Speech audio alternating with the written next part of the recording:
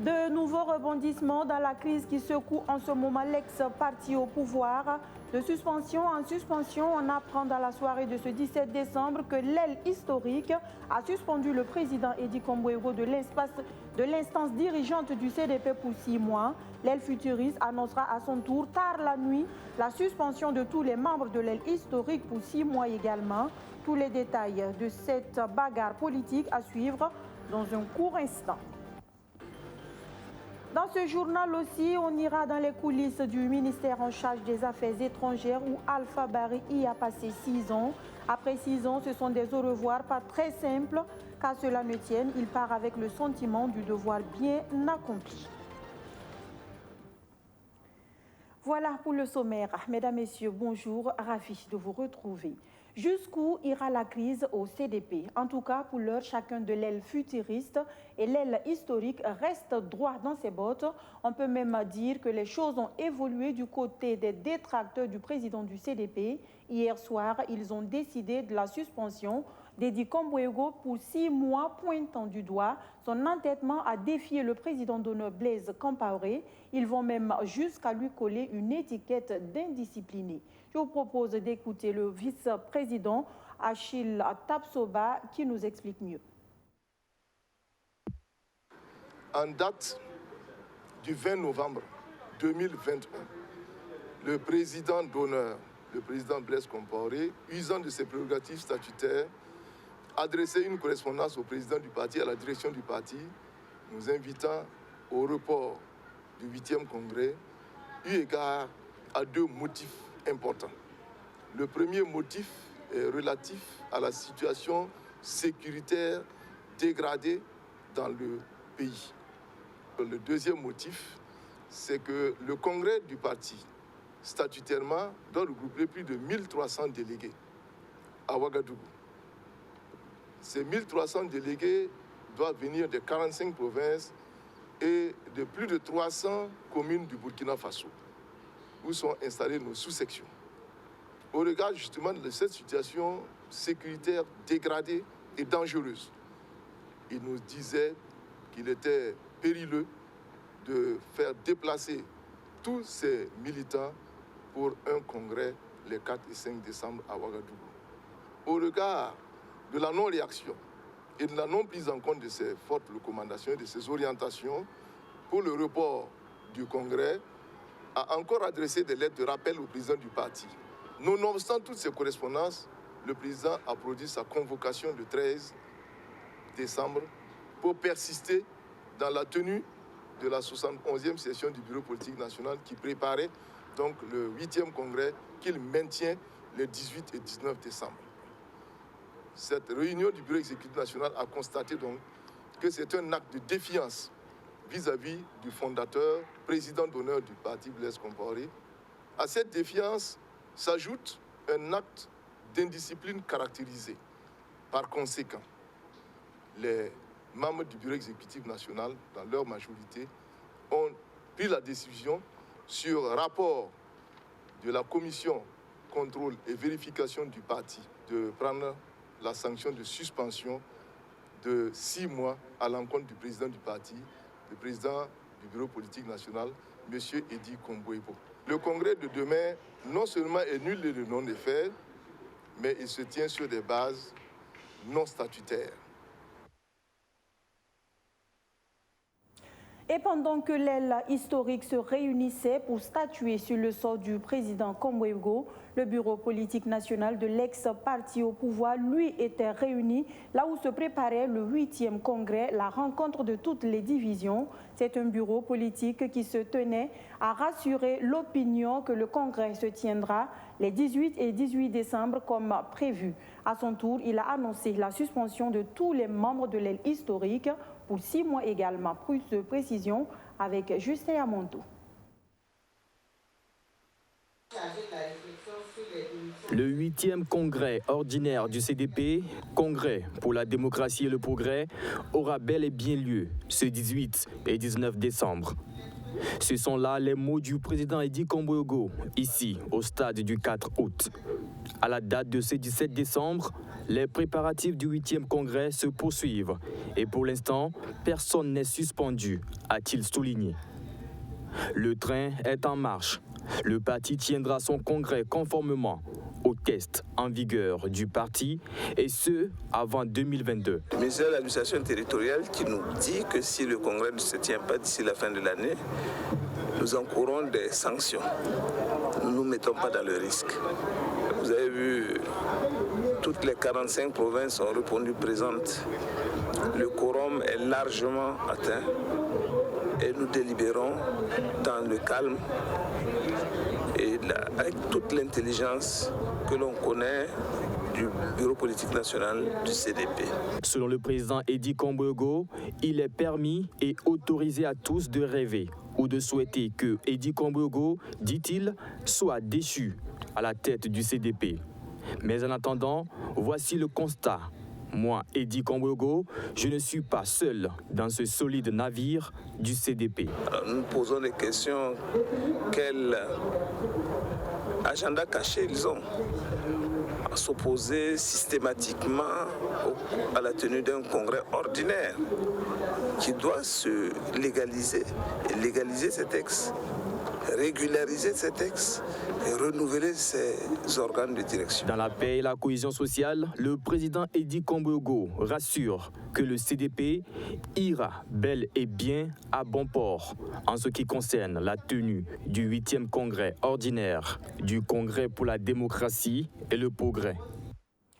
Un 8e congrès du CDP qui se tient les 18 et 19 décembre. Vous avez pu l'écouter tout de suite dans le reportage. Toutes ces informations qui vous parviennent grâce au travail acharné des différents organes de presse. Votre quotidien d'État citoyen, pour mieux vous servir, se rapproche davantage de ses lecteurs. Il a désormais une représentation dans la ville de Tenkodogo. L'inauguration de l'infrastructure a eu lieu en présence de Maxime Ilboudo qui nous conte l'événement.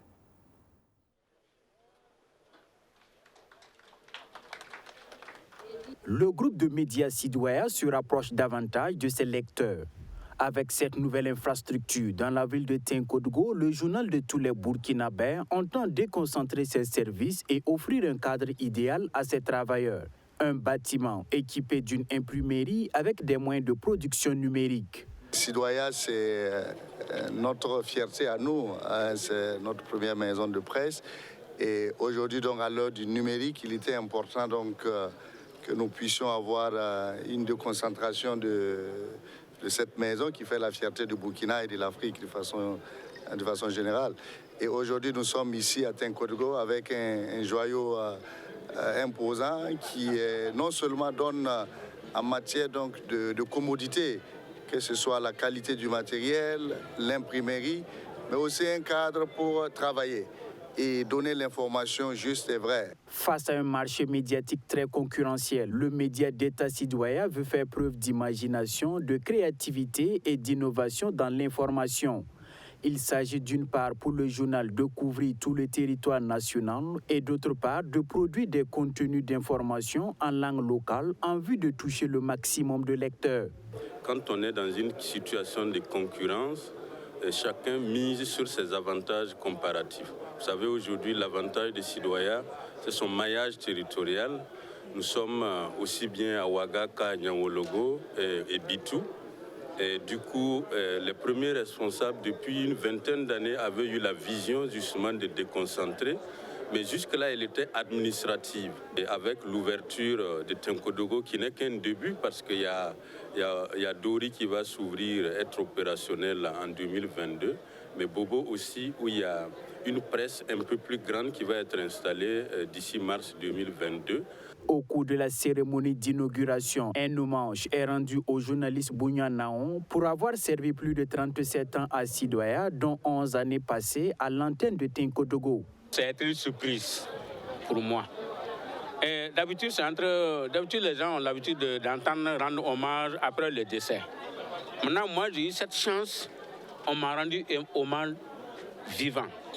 Je pense que c'est un motif de satisfaction de ma carrière. Que les plus hautes autorités du journal, y compris les autorités même du pays, parce que c'est eux qui ont fait la proposition que les autorités ont acceptée, qu'on puisse me rendre hommage en ce jour exceptionnel. Vraiment, c'est un sentiment de joie et je n'ai pas de mots pour m'exprimer. L'architecture de ce bâtiment symbolise, selon les premiers responsables du journal, la transparence dans le traitement de l'information. En plus de Tinkodgo, les villes comme Dori et Kupela disposent aussi de représentation.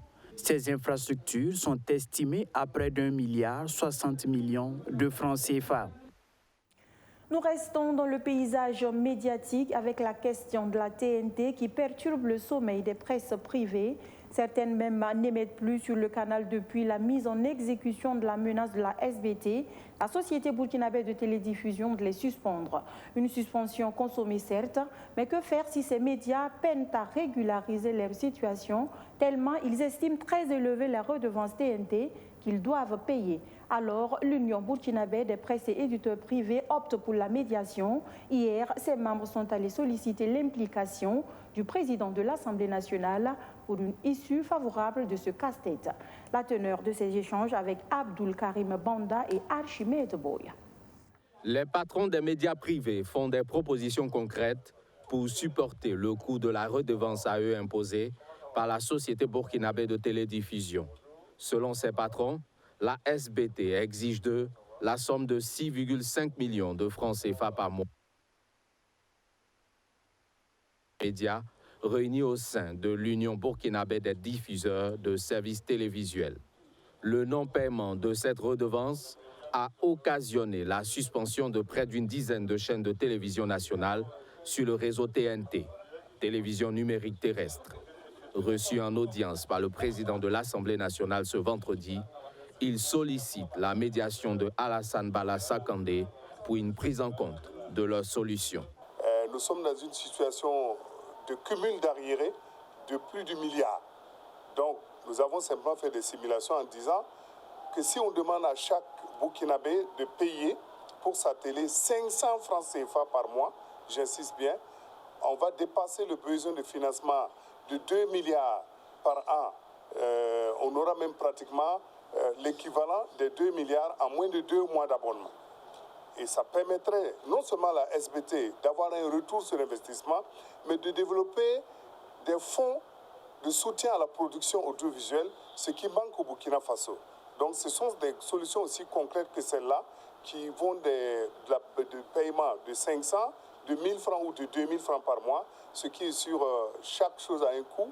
Et on ne peut pas continuer à mentir en disant que nous pouvons alors qu'on ne peut pas.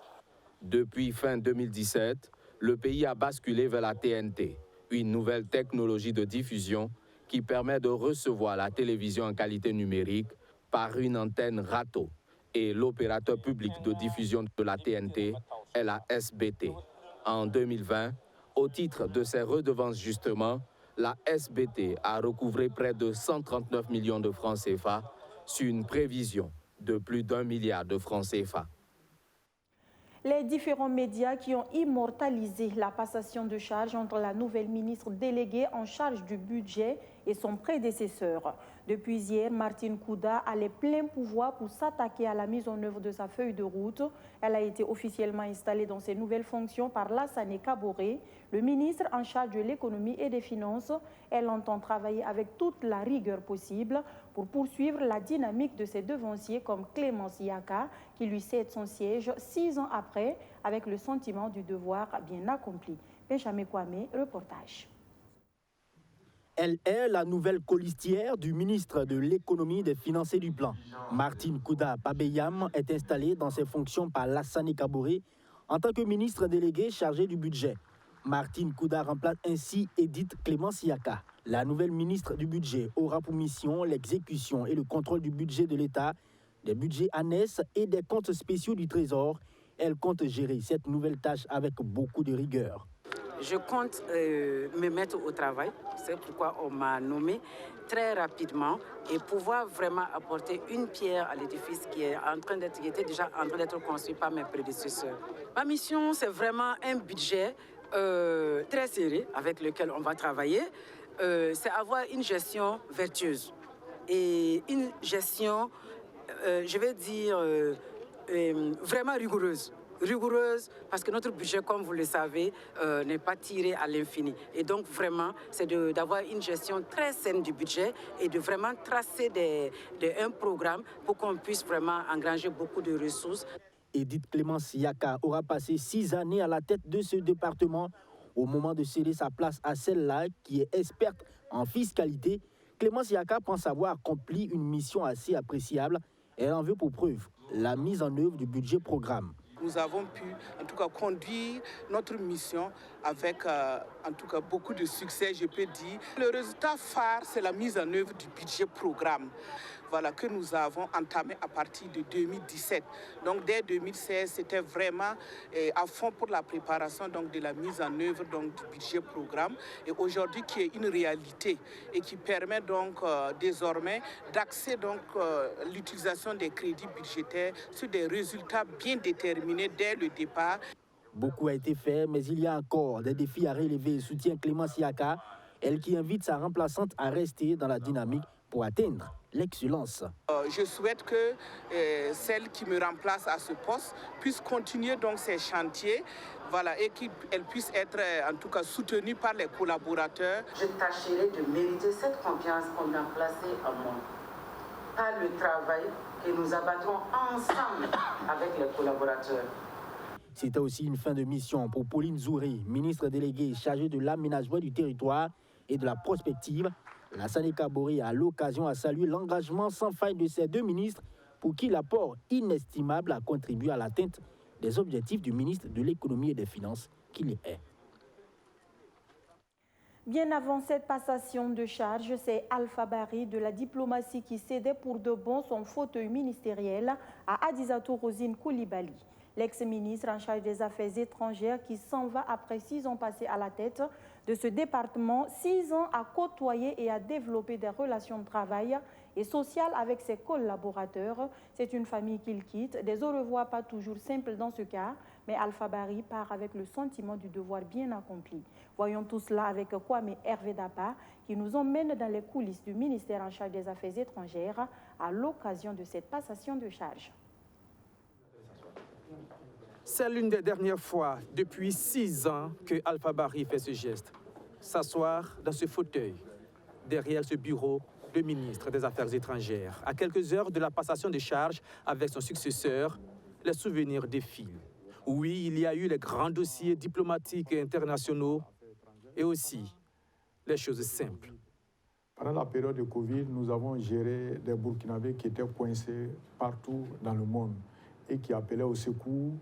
Je me souviens de cette dame qui était allée pour une mission de 3 jours au Cameroun et qui avait confié son nouveau-né à sa mère et qui s'est retrouvée à faire plus de 3 mois là-bas au Cameroun. On avait ce besoin d'un avion qui devrait se poser à Bobo-Dioulasso pour transporter les mangues des paysans. Si le délai passait, toute la cargaison allait donc être hors norme. Et donc, on passe toute la nuit à être en communication avec Addis Abeba pour être sûr que l'avion a décollé, l'avion en direction de Bobo-Dioulasso, l'avion a atterri. Vraiment, on a été pendant cette période de Covid-là un ministère de solutions. Sans oublier les habitudes. Quand vous avez passé 6 ans quelque part, il y a des habitudes qui sont créées, il y a des relations qui sont faites, même si vous êtes le patron. Donc forcément, on a l'impression de quitter une famille. La famille professionnelle, parmi les plus proches, la secrétaire. Dernier moment d'échange, sous forme d'au revoir. Vraiment, c'est difficile. Quels sont votre sentiment? Ah bon, c'est une bobo, hein, donc il faut la comprendre. Mais ça va passer. Allez, il faut faire vite, leur approche. Tous les détails sont importants, comme relire et corriger les discours. Qui tient à cœur. Là, on enlève le temps, là. Qui tient à cœur. La successeur est annoncée. Il faut descendre pour l'accueillir. Monsieur le ministre. Madame la ministre. Ah, ça va? Il n'y a plus de... Voilà, on ne peut plus faire d'encourage. Bon, voilà, bienvenue. Puis, c'est la petite visite guidée des bureaux. Rapidement, avant qu'on ne s'asseye, peut-être on commence. La grande salle d'audience que tu connais. Si. Là. Et voilà. Donc ici, c'est le petit coin de café. Les échanges d'amabilité également. Mets-toi où tu veux. Hein. Ben, je suis à l'aise. Moi, je suis dans ton bureau. Hein. Non, je suis à l'aise ici. Là. Voilà. Je suis présent, là, c'est ton bureau.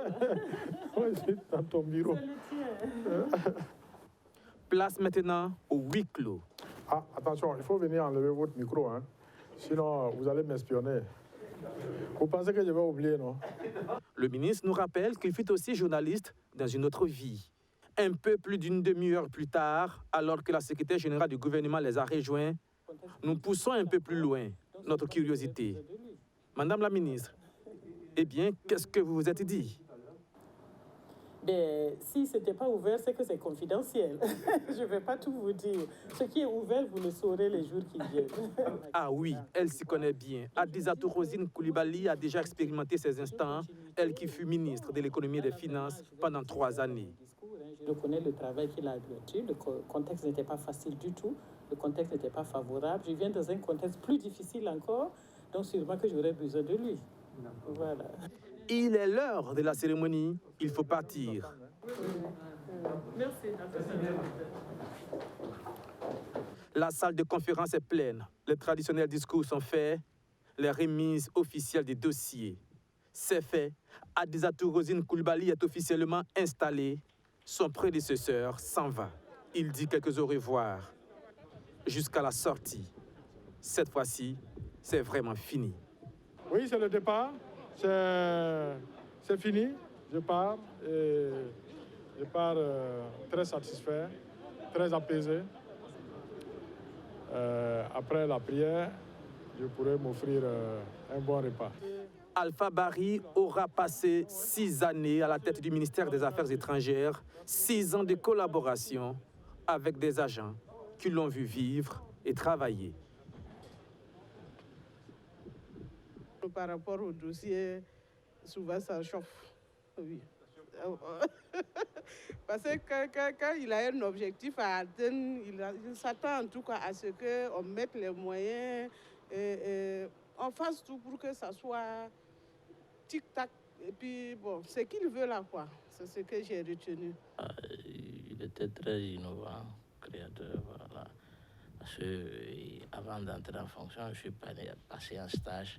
Mais le temps d'aller terminer la formation est revenu. Déjà, on est venu trouver, il y a beaucoup de nouveautés et tout ça.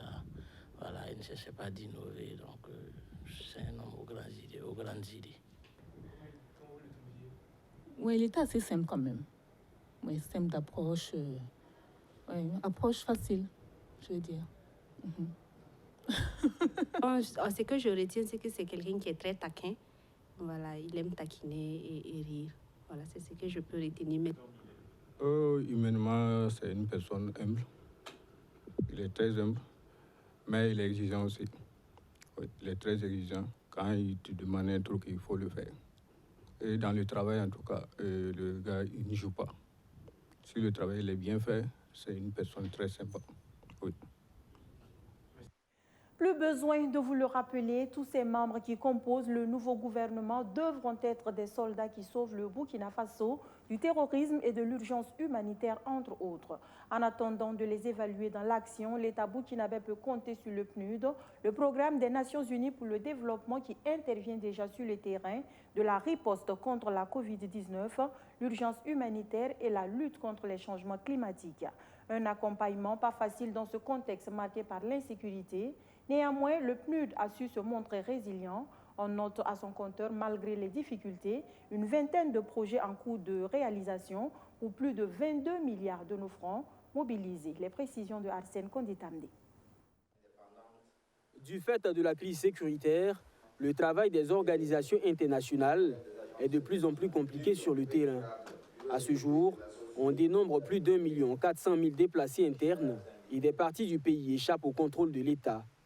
Une donne qui ne facilite pas le travail du programme des Nations Unies pour le développement. Mais dans un contexte aussi difficile, le PNUD a su faire preuve de résilience. On dénombre une vingtaine de projets en exécution pour plus de 22 milliards de francs CFA engagés en 2021. Un montant investi dans plusieurs domaines de coopération, urgence humanitaire, riposte contre la Covid-19 et lutte contre le changement climatique. Nous avons pu mobiliser des ressources ensemble avec le gouvernement pour soutenir la mise en œuvre de ce programme de coopération qui, au cours de l'année 2021, a eu un budget de 38 millions de dollars. Donc, c'est la raison d'être de cette réunion où nous allons ensemble faire le point et apprécier ensemble les résultats que nous avons réalisés, qui sont des résultats à deux niveaux.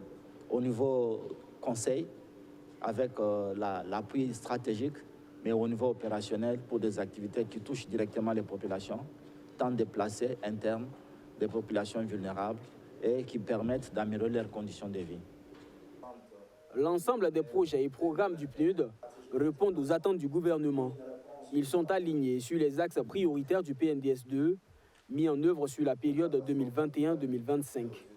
La coopération entre le Burkina Faso et le programme des Nations Unies pour le développement est une coopération qui est très appréciée par le gouvernement dans la mesure où elle est en phase avec les priorités nationales de développement. Et comme cela a été indiqué tout à l'heure à l'ouverture, quand vous regardez les priorités au niveau des orientations du plan national de développement économique et social, on se rend compte que les trois piliers que le programme de coopération du PNUD a mis en avant sont totalement alignés sur les questions de gouvernance, de production économique et de résilience maintenant et de sécurité.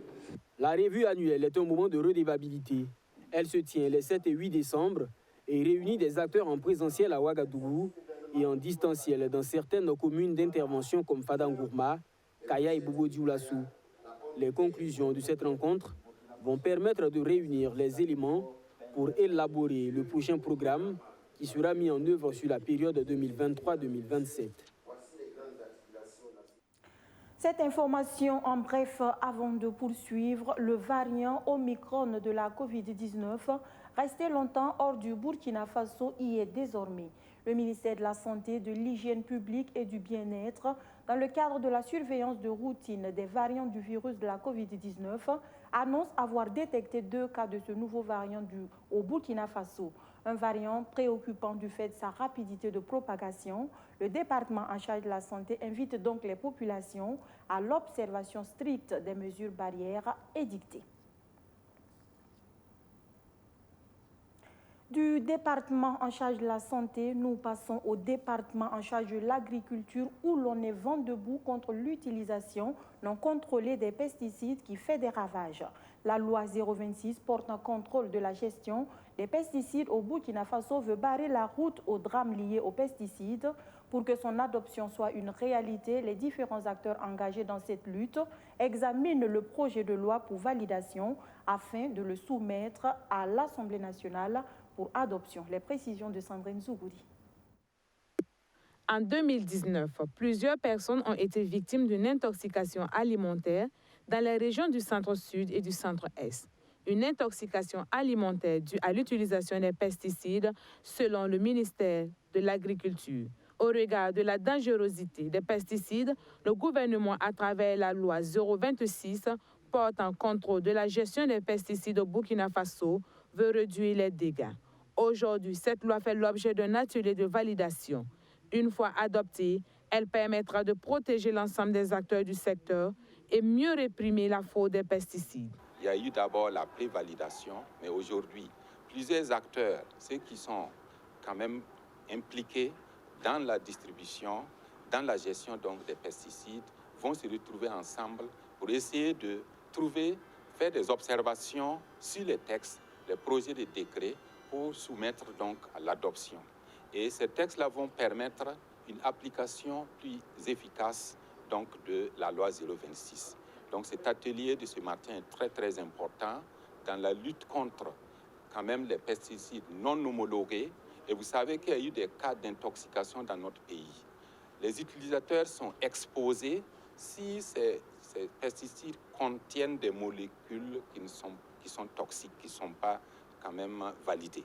Donc vraiment, c'est un atelier très très très important pour l'application de la loi 026. Et du coup, vous voyez même que ça va permettre de renflouer les caisses donc, de l'État.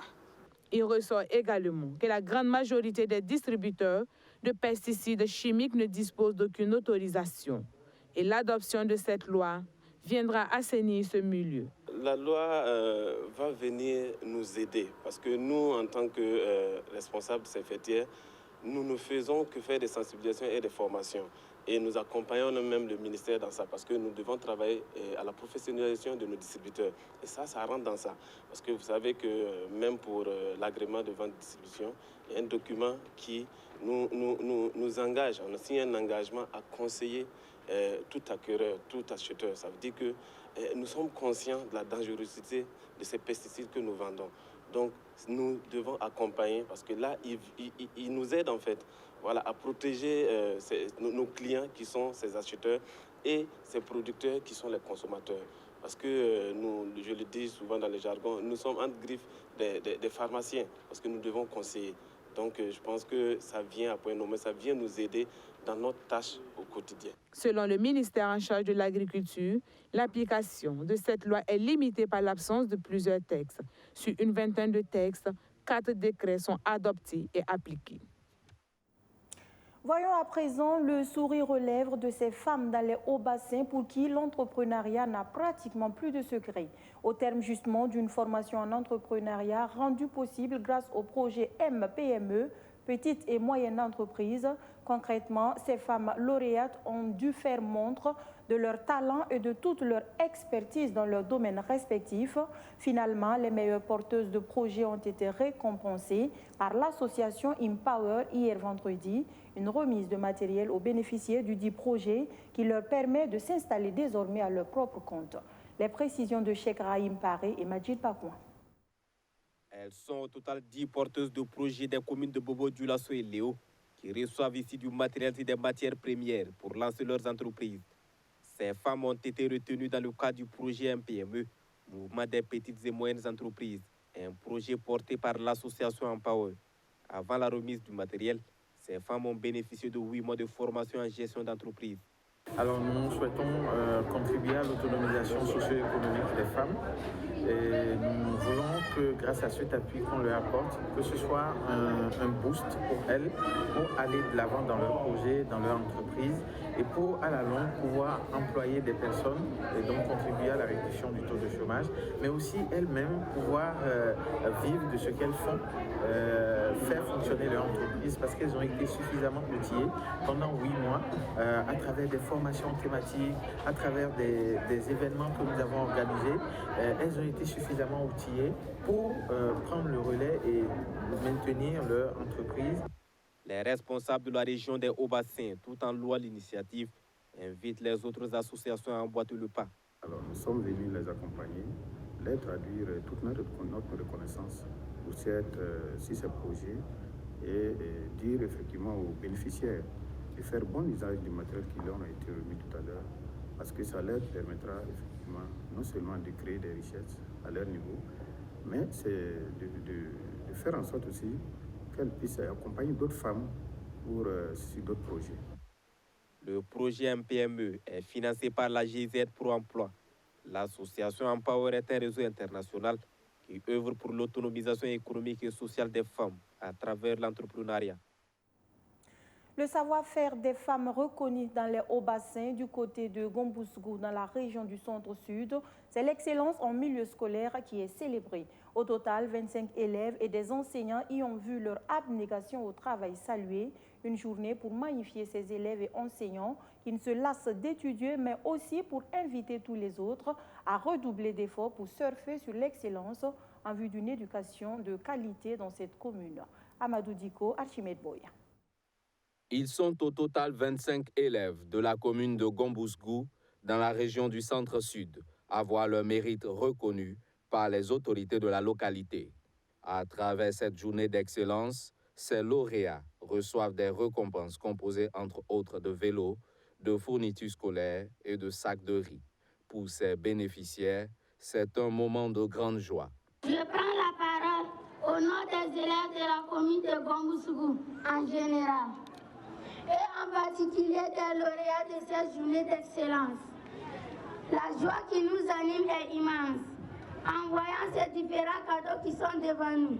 Pour le maire de la commune de Gombouskou, cette journée vise à motiver les scolaires à plus d'ardeur dans le travail.